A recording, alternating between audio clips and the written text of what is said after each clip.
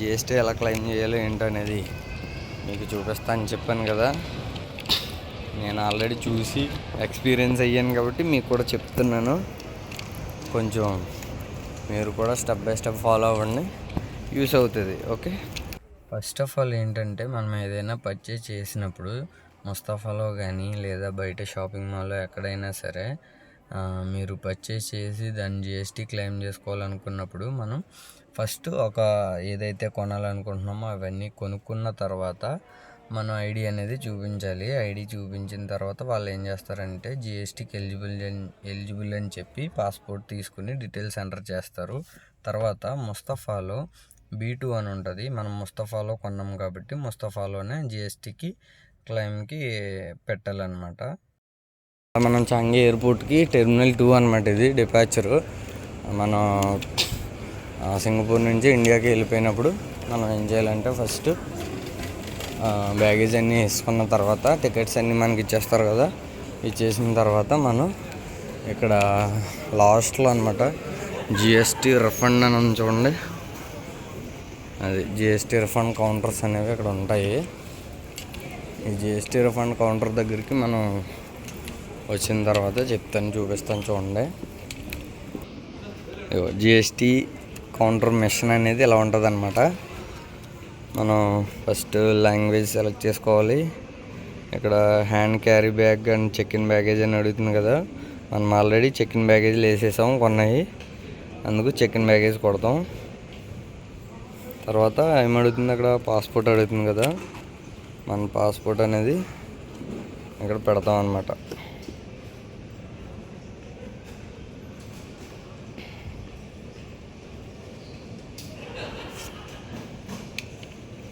అయిపోయింది. Next you can only claim GST refund purchase your అడిగింది కదా మొత్తం మీద. ఓకే, ఎంత వచ్చింది మనకి? SGD $11 వచ్చింది. మనం ఎంత పర్చేజ్ చేసాం? $155 అనేది మనం కొన్నాము. దానికి జిఎస్టీ వచ్చేసి 11 అనమాట. నెక్స్ట్ కొట్టేస్తాం. ఇక్కడ క్రెడిట్ కార్డా క్యాష్ అని అడిగింది, మనం క్యాష్ తీసుకుంటాం. క్యాష్ కొట్టేసి ఓకే అప్రూవ్డ్ అనమాట. అయిపోయింది అండ్ సెషన్. ఓకే అయిపోయింది కదా. ఆ బిల్లు ఇచ్చేయండి. చూసారు కదా, సేమ్ అలా మిషన్లో మనం అనేది పాస్పోర్ట్ స్కాన్ చేస్తే మనం పర్చేజ్ చేసింది ఏంటంటే అక్కడ చూపిస్తుంది. ఎంత పర్చేజ్ చేసాం, దానికి ఎంత అయితే జిఎస్టీ కౌంట్ అయ్యిందో చూసుకొని అది రిఫండ్ అనేది మనం ఇక్కడ బ్యాగేజ్ అన్నీ అడిగింది కదా, ఆయన కొట్టేసాం కదా అన్నీ.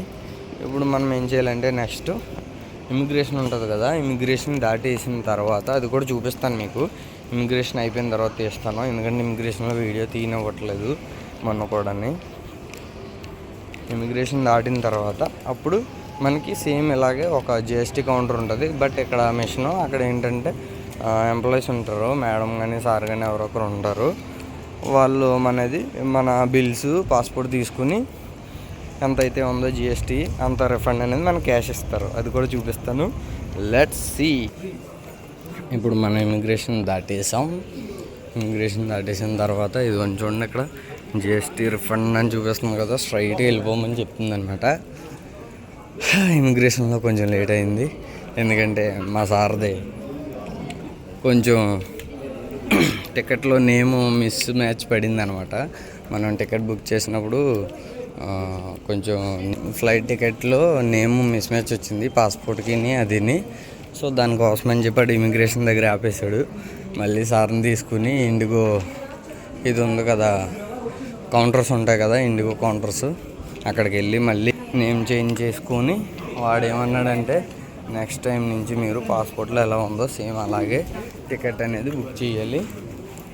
ఈ టైం ఇప్పుడైతే నేను మేనేజ్ చేస్తాను, నెక్స్ట్ టైం నుంచి మీరు బీ కేర్ఫుల్గా ఉండాలి, ఎలా ఉందో సేమ్ అలాగే మీరు దాన్ని తీసుకోవాలని చెప్పారు, టికెట్ బుక్ చేసుకోవాలని చెప్పారు.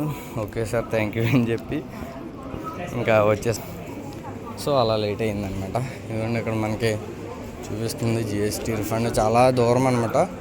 కొన్ని ఏంటంటే ఇమిగ్రేషన్కి దగ్గరగా ఉంటుంది కొంచెం, మనము చివరిని ఎక్కాం కాబట్టి కొంచెం లేట్ అయిందనమాట. చూడండి అక్కడ మీకు కనబడుతుంది కదా జిఎస్టీ రిఫండ్ అని. దగ్గర నుంచి వీడియో తీయనవరు, అందుకే దూరం నుంచి తీస్తున్నాను.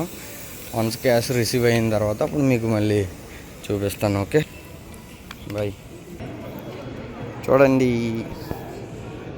చూసారా మనకి జిఎస్టీ చేసిన రిఫండ్ అయితే వచ్చేసింది $11. ఇదిగో $10. నెక్స్ట్ వచ్చేసి $1 ఏమో కాయిన్, $10 ఏమో నోట్ ఇచ్చారు. ఓకే, సేమ్ ప్రాసెస్ అనమాట. అందరికీ క్లియర్గా అర్థమైంది అనుకుంటాను. చేయండి, మన ఛానల్ సబ్స్క్రైబ్ చేయాలి మీరు. లైక్ కామెంట్ అన్నీ పెట్టేయాలి, షేర్ కూడా చేసేయాలి, వాట్సాప్ స్టేటస్ పెట్టండి. Okay, thank you.